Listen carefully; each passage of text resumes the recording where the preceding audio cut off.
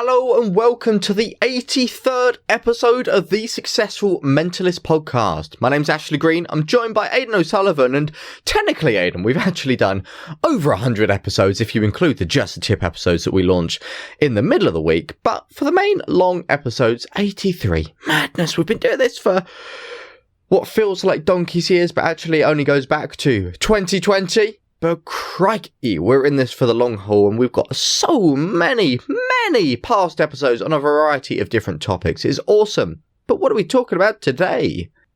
Well, last year, actually, we spoke around this sort of time, this festive time, we spoke about themed shows and the topical shows and stuff, because a lot of entertainers fall down the trap of doing customised Christmas shows where everybody has customised tricks and you've got your customised deck of cards, or you turn up in your elf costume or with your Christmassy bow tie, or just something that's a bit cheesy as heck and not very good. Long story short, that's probably not a great option. If you want to find out more of our thoughts, jump back over to our previous episodes last year around this sort of time. If you want a shortcut, head over to thesuccessfulmentalist.com/pod list, all one word, PODLIST. You'll find a complete list of all of our podcast episodes, and you'll be able to find it from there. But today, we're talking about something else that happens a lot this time of year. That's star of the show performances.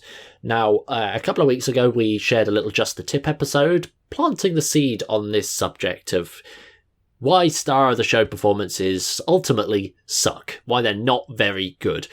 Today, we just want to sort of share some thoughts in terms of why we don't feel that they're great, why they're not particularly the best choice, and maybe even some of the times that they are a good choice, but not necessarily the best choice. So, Ashley, with that said, let's do a quick little recap for anybody who hasn't listened to the Just the Tip. Why do star of the show performances ultimately suck? Because they're damn right cheesy and predictable, and in the variety of different situations that you're in, they all do various different things, but ultimately it comes down to just cheesiness, and it's obvious, and it just feels bland. It doesn't feel like you've put effort into it. It almost, for me, feels like the show's a little bit more predictable, and that takes the excitement away from it.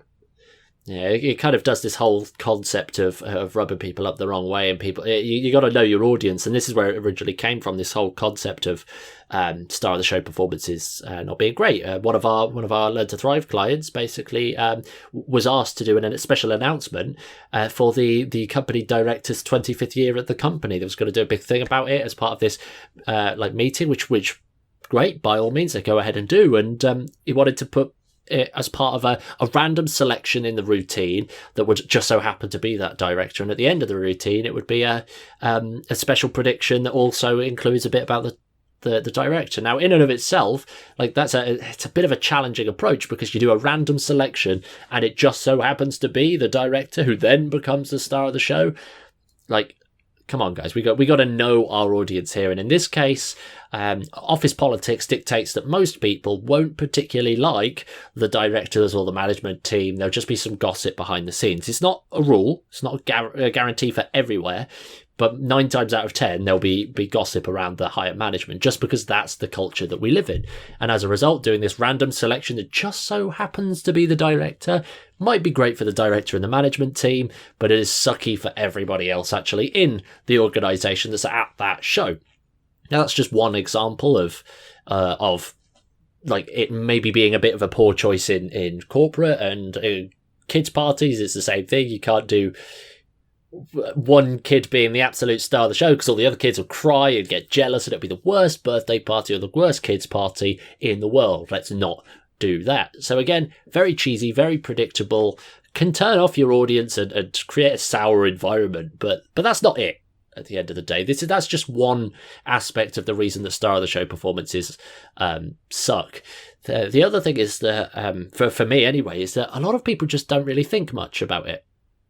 And what I mean by that is not that they don't think about how it all works, and they spend so much time thinking about how to make it deceptive and fooling and stuff, whilst also being the director and stuff. And ultimately, if it's this one person, the birthday person or the special persons, or the bride and groom or the randomly selected people on this specific show when it's their event, no amount of deception or magical technique is going to be able to be genuinely fooling for everybody. It's going to feel a little bit not set up. I don't know what your thoughts are on that, Ashley, but it won't feel like set up, but it'll feel a bit icky. It just won't be as impressive, I don't think. I think the problem comes really when people do these performances, like especially at weddings or corporates or parties, because they've got someone special and they want to get them involved and they want to showcase them and they want it to be fun for that individual.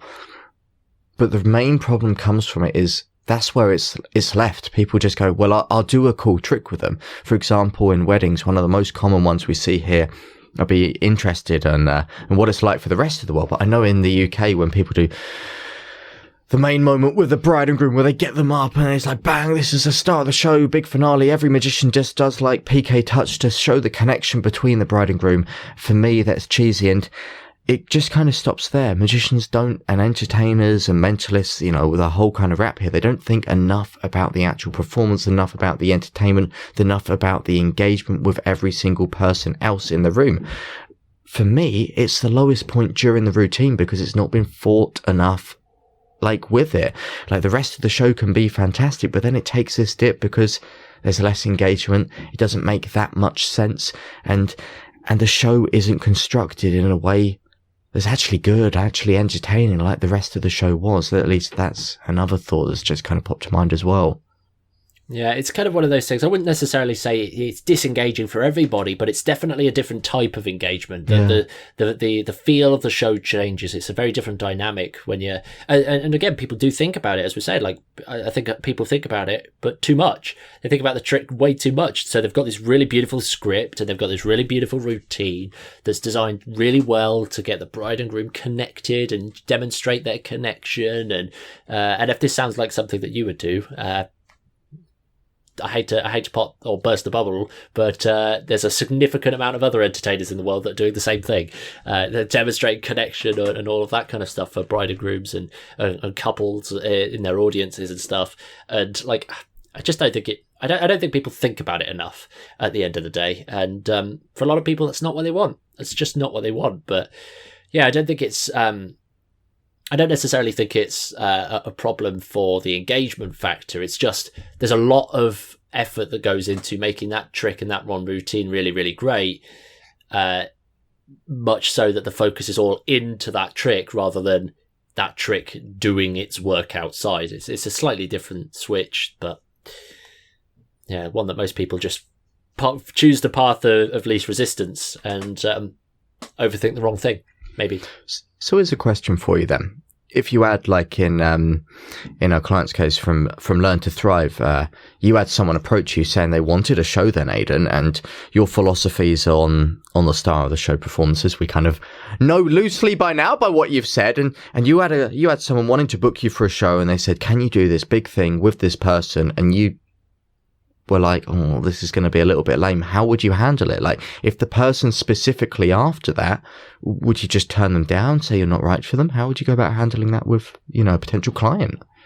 I think it needs to be done the right way. And I think the right way is just any way that is pre-framed correctly. And what we mean by that is doing the thinky work ahead of time to actually be able to set this up in the right way. For example, if this special moment is just in the middle of the show, a random selection to pick this person for this big grand finale thing sucks because of the reasons that we've just suggested. It's like this whole random selection. Yeah, it's the most important person in the room. Nah, I'm not about that. That's not my kind of cup of tea. But actually pre-framing it as like something fun. Yes, we can do something fun. Like, there's a great example of this. I know that Luke Jamay has got some work on this. I know that Colin Cloud has spoken about this and before, and I think he even used this in some stage shows for quite a while. But like, actually introducing the director or something with like giant cardboard boxes. Actually, they're like fridge freezer style tall boxes, and the audience just picks a box. Performer then picks up a sledgehammer, just smashes that box to pieces, and then the director's in the other one, like, as a great start or an opening to an actual show. It's clever because it's not expected, and we've pre-framed it differently. It's just, hey, pick a box, not, director, come and join us for this big special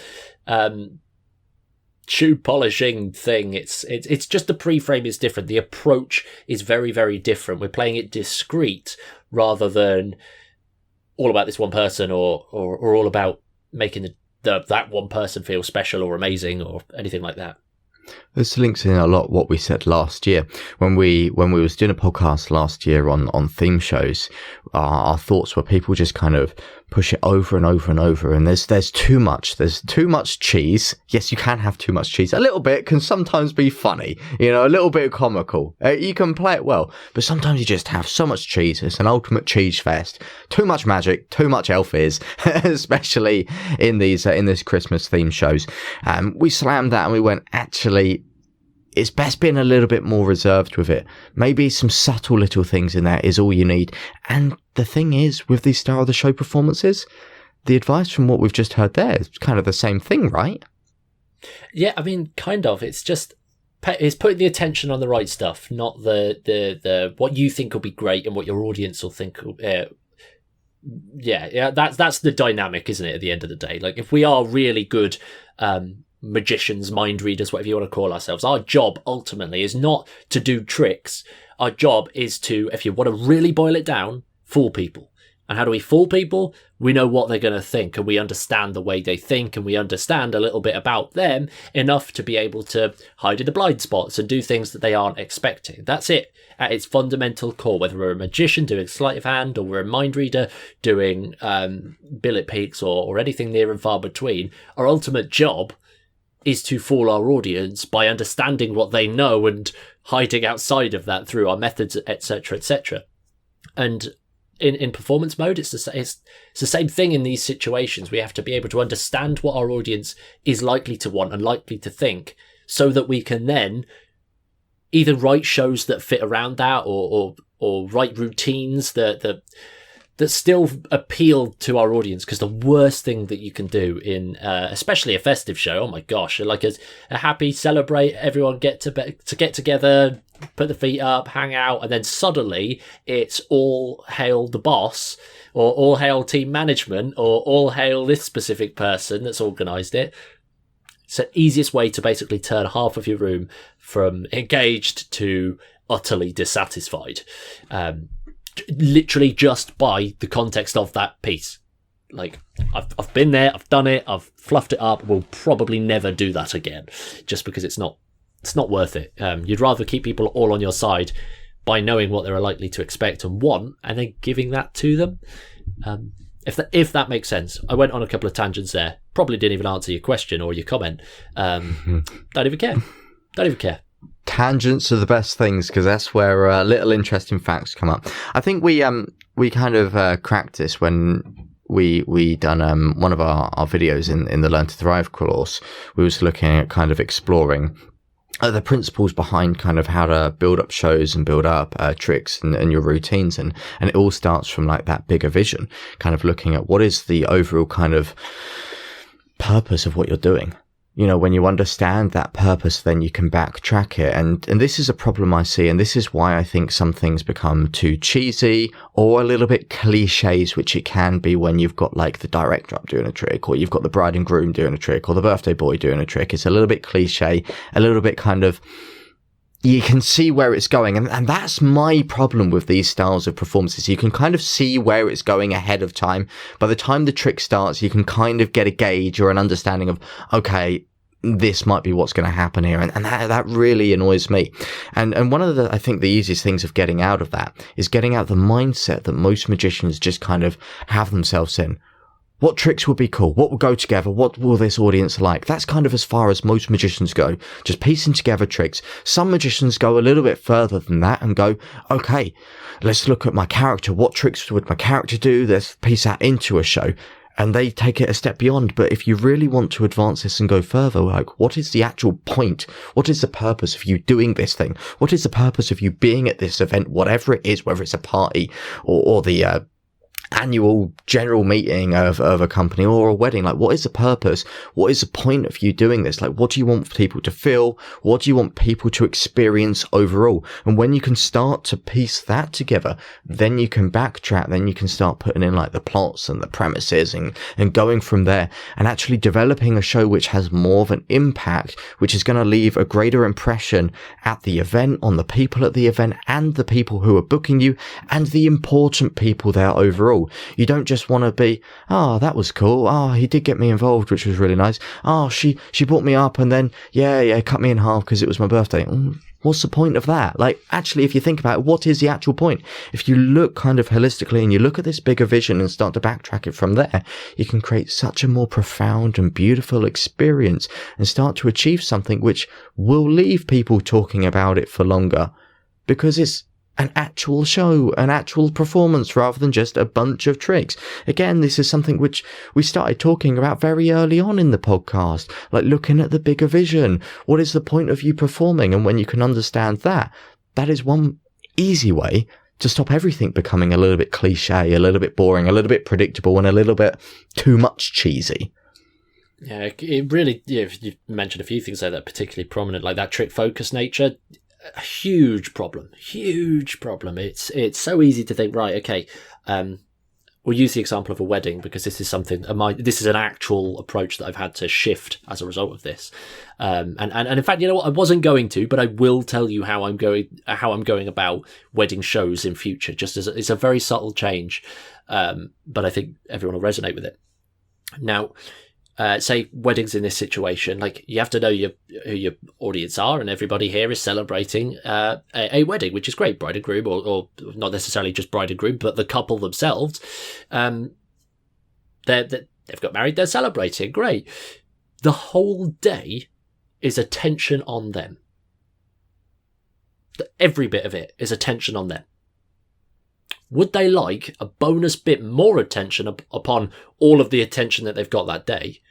Or would they like a bit of time where they can actually not have the spotlight for a little while and actually just sit back, relax, recover, enjoy a little bit of an experience and let the guests have something else that they can also be a part of? Do they want to be the stars of the show, doing the PK touches across the room, or do they want to be doing the big finale? Or do they just want to sit and experience it? You got to know your audience at this point, and 9 times out of 10, I've just speaking to past clients, couples, and that aren't even clients.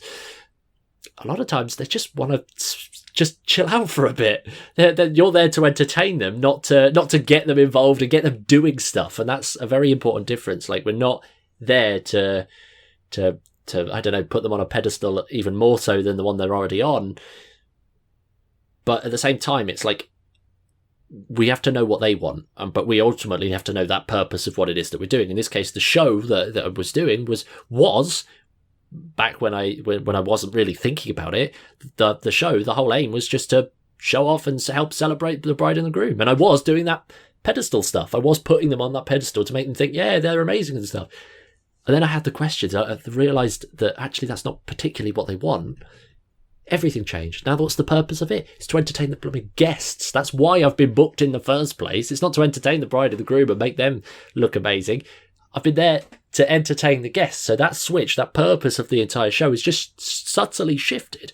And now it's taken from doing this either I didn't do PK touch routines, but for the sake of continuity, just to chip in, I used to when I was younger. That was absolute cheese, creme de la creme of the show. I was one of them magicians that also had done that as well. Oh god! Well, in that case, bad, Ashley. No, but I did. In fairness, I did like it's a routine that yeah, I'm not going to go to the depths of it, but basically they think of the same piece of information despite it being wildly improbable that could have ever happened. And it was like a really big moment there that was like, oh my god, that was amazing, and there was predictions and all sorts of other fancy stuff. It was cool. But it sucked because it just, for the reasons that we've just explained. And the subtle change now is like these shows and stuff, these wedding shows and stuff that I'm offering, they're not put the bride and groom on a pedestal, it's make the guests look awesome. And the easiest way that I've found to do that, I mean, I'm yet to go and do it. So by all means, stop me if you don't think it's a good idea. And I think this is the first time that we've actually spoken about this. But it's been on my mind for a while now. Basically, it's a variation on the Q&A Act, in which the entire guest, everyone in attendance, writes their favourite memory of the bride and or the groom. As a result, all sealed envelopes and stuff, and what the bride and the groom, their job is to hand me an envelope. Or the envelope is in front of them. Or they don't even have to do that. But the point there is that we get to have a laugh about everybody together, but it's not about the bride and the groom. It's about the guest's experience with them. And that's where the attention is. The attention is connecting everybody together. Everyone's having fun. Everyone's entertained because of silly memories, all sorts of stuff that the guests have got. It's like that. It's a subtle shift, but it's changed the entire dynamic of the show. It's changed the entire dynamic of the stuff, and it's actually a bit more beneficial. It's a bit more relevant than just, here are some card tricks. Here is, was your word banana? If you check the number backwards, it's the date. Like, I know that you do that. You still do that? I do, but I have a nicer premise for it now, and it's more of one of those things. It just so happens to be here, and this is the thing. When I done that, I used to have my show as PK Touch, and then I'd predict the date, and now I've moved away from that because my entire shows were literally with the bride and groom up on stage, and the moment I shifted to having it more kind of a regular show focused. And yeah, I still have today's date predicted. This is something that I do outside of theme shows. I just do in regular shows anyway, because it just plays a storm in the way that I present it. So I kept it in the wedding shows because it works, at least for me anyway. The moment I went from that shift, Aidan, to take the bride and groom away from just being on stage 24/7 doing something because it's all about them, and they actually sat down, I started getting better feedback from them saying, hey, I really enjoyed this. I started getting better feedback from the guests, and I was able to get more people involved, and I actually had more fun with it because I got to speak to more people, engage with more people as well. So all round it was much more beneficial, I found. Well, it's such a different thing. Just that one subtle switch of, what's the point? 3 words. What's the point? And you ask that anywhere. Star of the show. You want to do a star of the show, make someone feel special. And we just use weddings as just an example here, just because it's a market that we both operate in, and it was the first one that came to my mind a minute ago. So you can drag and drop this to any other market that you like, wherever there's a star of the show performance. But you want to make somebody the star of the show? What's the point? Oh, well. 9 times out of 10, you won't get anywhere further than. Well, I'm trying to think now. I can't really go much deeper than just, because they're to help celebrate that person or to help show off that. Like it really is surface level stuff. You can't ask the why 5 times, use that exercise. It's really hard to go anywhere. So what's the point? Truth be told, probably isn't. Yeah, I do want to play devil's advocate for a second. And I want to set a hypothetical scenario here, because I think this will be really handy to dig into and explore. Let's move this over to the corporate field, for example, or weddings. I don't know. Let's keep whatever. I don't care. It's the same thing. It's the same thing. But a client comes to you. They booked a magician last year, and the magician did do that. They got the owner of the company involved, and the person booking you really liked it. They want to get a new magician in. They want to mix it up. They want a bit of variety. And now they want a psychological wizard. So they've come to Aidan the Wizard, for example. Because why not? That's a very niche set of search results there. I'm definitely popping up first. There you go. You found your niche. You've narrowed down, and now you're getting all the geeks come through. But this is what they've want. And they've come through, and they're expecting you to do the same thing. They're expecting you to have the big finale with the special director again, or the special management team again, exactly the same as that other magician done it. And you don't do it, and then they're disappointed. It could very well happen if they were expecting that. And this got me thinking, we need to maybe start having more conversations with our clients ahead of time to bring them into the shows, to let us know why we do things in a certain way, and to find out what their expectations of the shows are, because there might be people out there, like I've said, that have seen this done in the past and they thought, that's cool. That's a cool trick, because in their mind, magic is just a bunch of cool tricks. Right? And then they might get disappointed that you didn't do that. And in their mind, that was what they want. So really, I think the whole aim of what we're doing here, whether it's a theme show or whether it's dealing with like a star of the show, is finding out, one, what the client's expectations for an event are. Have they got any preconceived ideas? And then unpacking from there. Getting rid of those ideas in their mind, which might be unobtainable and just silly and outrageous. One, persuading them not to go with the cliche, boring things that will make an event. And two, going through with maybe what they want and solving their challenges and presenting them with kind of new opportunities. I think ultimately that is a key message that's going to solve, one, a lot of problems for a lot of things which we haven't covered today, just a lot of things anyway, just speaking to your client. But two, is going to let you know about them. It's going to bring you into their world. And if they are expecting something a little bit cliche or cheesy, or maybe they've got a product launch happening, like we mentioned in theme shows a while back, and they're expecting you to produce a big can of Heinz baked beans at the end, you can go, hang on a minute, this isn't going to play well. So it's that communication that we really need to be having a little bit more with our clients, rather than just saying, hey, yes, I'm this much for an hour. Yep, book me. I'll come up. We need to actually be talking to people and getting inside their brains. We do it on stage. We need to start doing it behind the scenes and start doing it in business. I do just want to quickly jump in and suggest that product launches are the exception to this rule. Because at the end of the day, if you're there to do a product launch... Are we saying Aidan the Wizard is going to produce big can of Heinz baked beans? Aidan the Wizard. Bang! Psychological Wizard, Aidan the Wizard, will produce a big can of baked beans if he's booked for a product launch on a new type of baked beans. Because that's kind of the job. I want to see. Make it happen. There you go. I'm going to do a show, and that is going to be my new finale.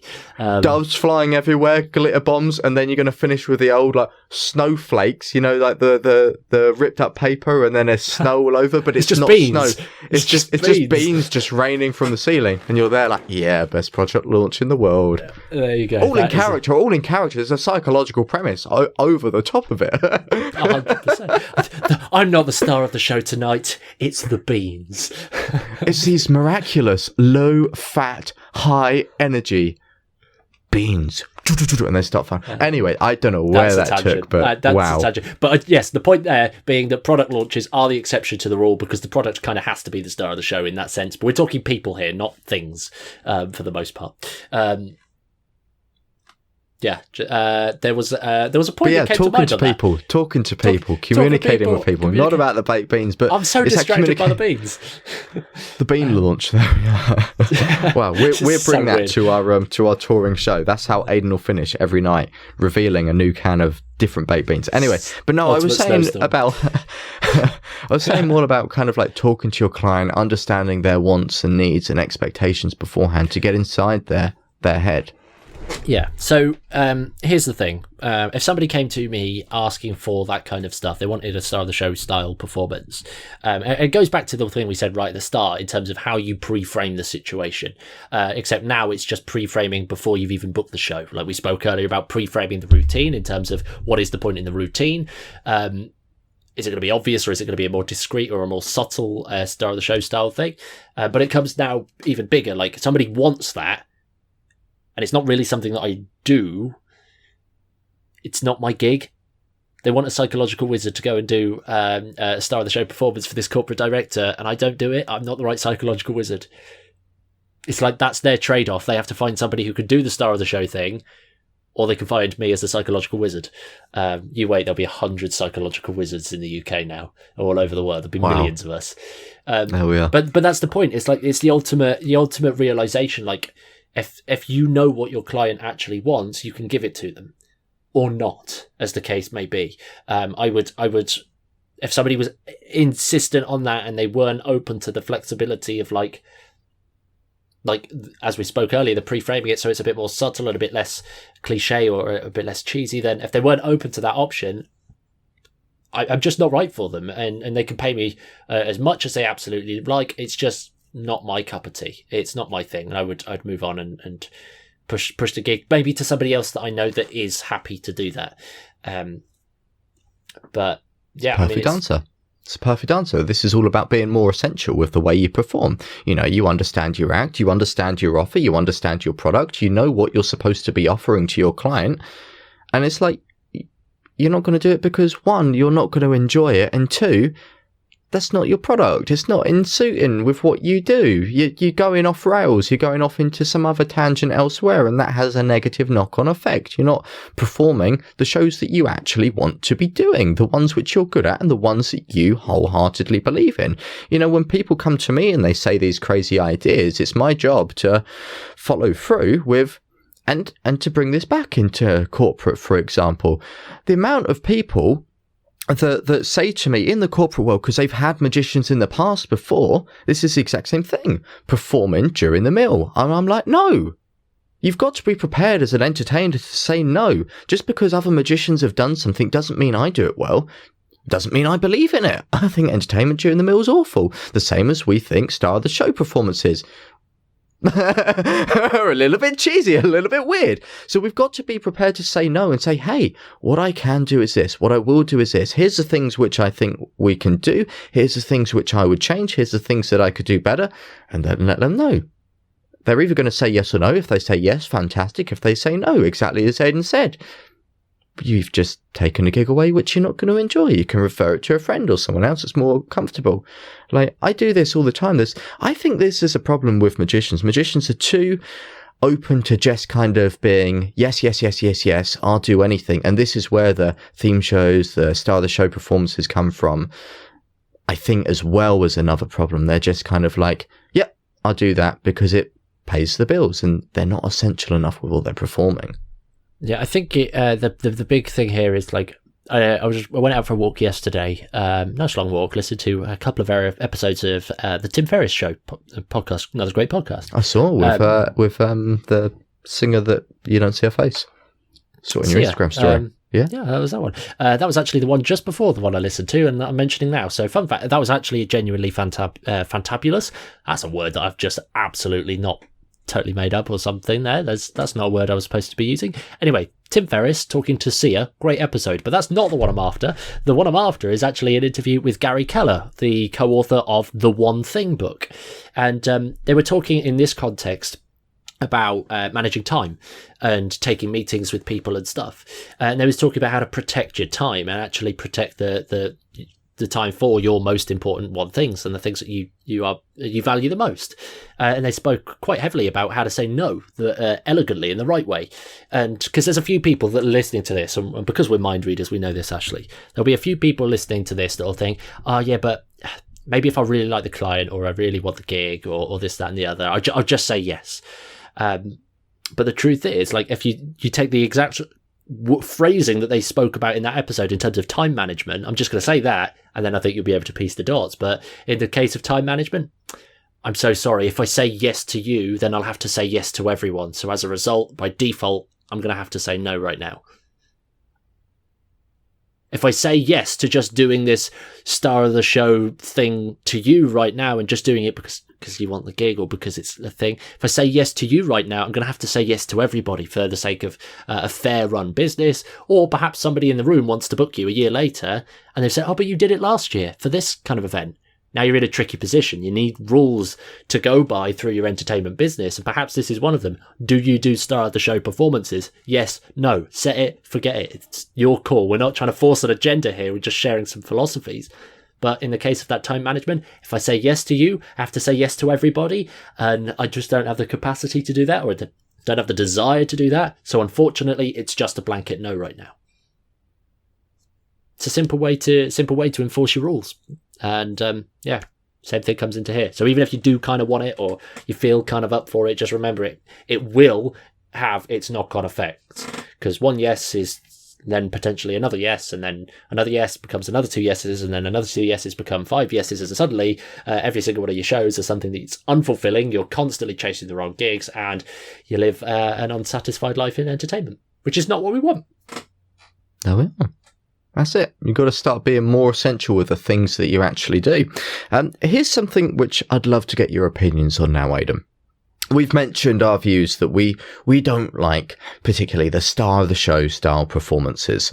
We've mentioned a couple of things of what to do when a client comes to you and say, hey, I specifically want this and this and this, how to kind of handle it, when to say yes, when to say no. And we've spoken a little bit about essentialism here.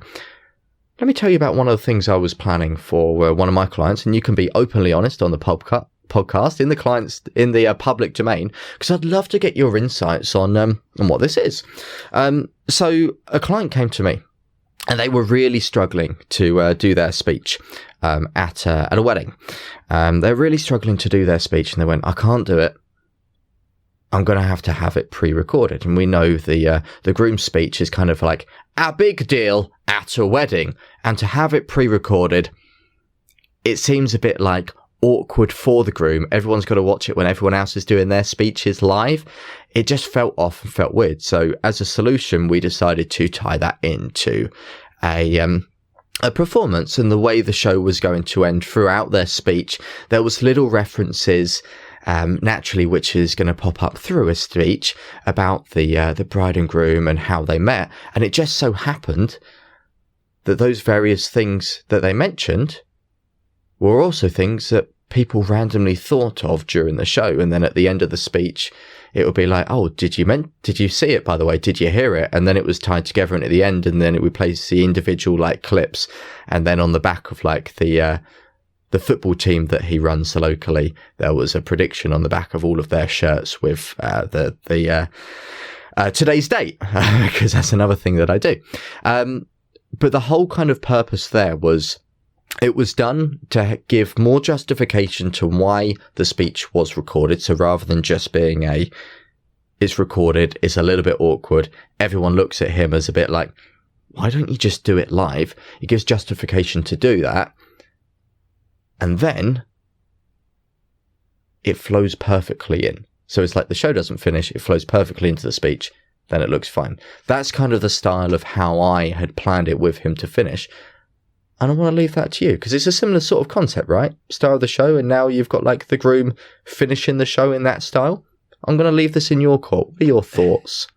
Open and honest. Here we go. Drum roll, please, everyone.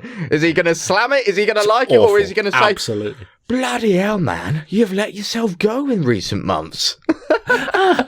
No, I mean, look, here's the thing at the end of the day. I think you answered the question before you even started the question, and that's the groom, that like the groom's speech is a very important part of natural, like typical traditional wedding procedures.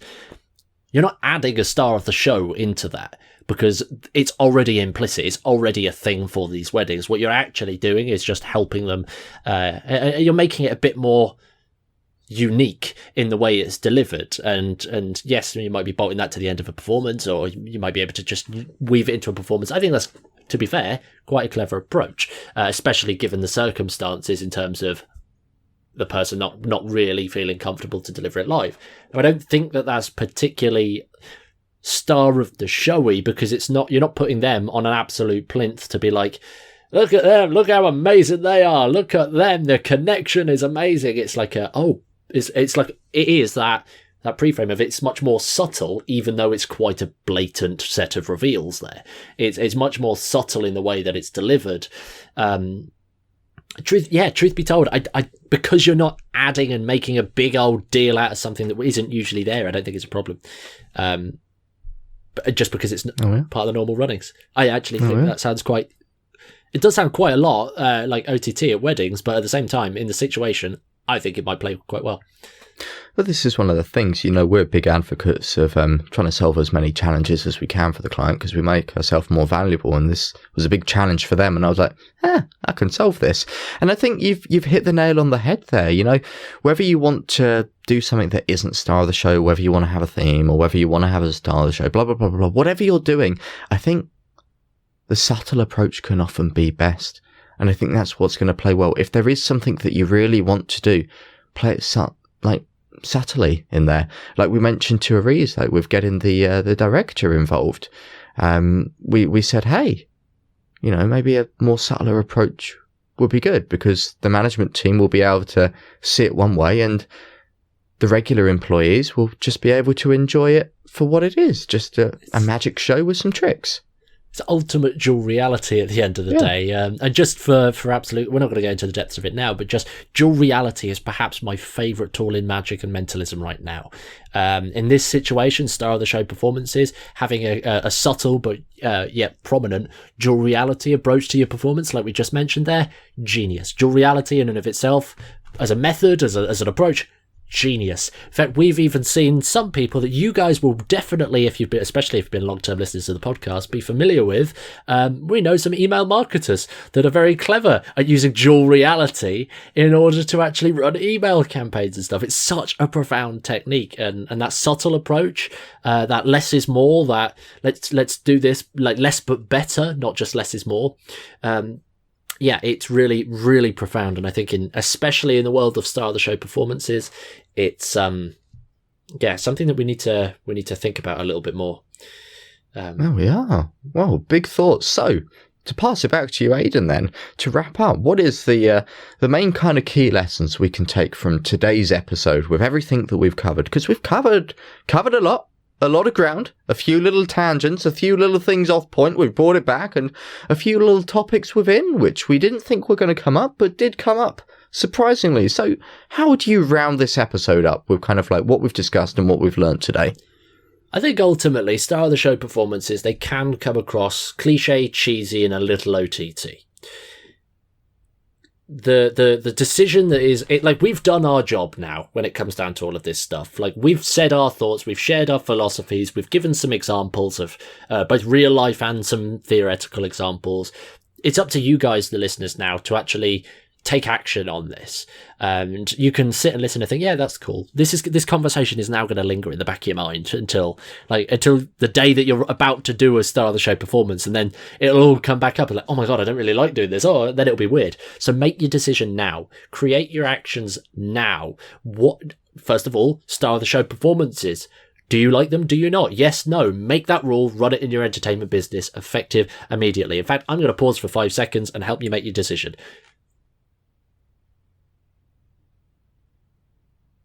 So hopefully you've made a decision right now. Star of the show performances, yes or no. Now you know how you're going to run your entertainment business. If these situations come up, you know how you're prepared. Do you want to do it? Do you not? Ultimately, it's up to you. The choice is in your court. I think that's the biggest thing. Like, we've said a lot. I don't want to just recap the same stuff, because we want people to actually implement, use this philosophy, use this approach. And if you are doing Christmas shows and it's all star of the show kind of stuff, maybe mix it up. If you've never done one, maybe try one and see how it feels. And if you only do those, try one without. See how it feels. Play it up, explore, do your thing. Doesn't answer your question. No, great advice to finish on. Mix it up. Try different things, because, trying different things constantly over and over, it's the greatest way to learn something new. It's the greatest way to test new performances, new styles of entertainment, and that's where the growth can happen. And we are. Wonderful little topic to end on. Anything you'd like to say before we wrap up? No, I would just like to say how wonderful you've been. I think you've been the real star of the show in this conversation today, with great questions. Don't say I have. That, ladies and gentlemen, is the point of this episode. You point the star of the show, and the star of the show says, yeah, and owns it. That is the wrong approach. And do you know why I've been so great today? Because I started this morning off with a wonderful tin of the new Heinz baked beans with the low sugar and the high energy and fortified vitamins and minerals, and they're available today from all retailers. I hope we get a sponsor after this from Heinz. I hope we don't. That's going to be the weirdest on the planet. Well, there we go. You'll have to tune in next week for the next episode of the TSM podcast to find out, have we been sponsored by Beans? We'll see you guys soon. You take care. Bye-bye.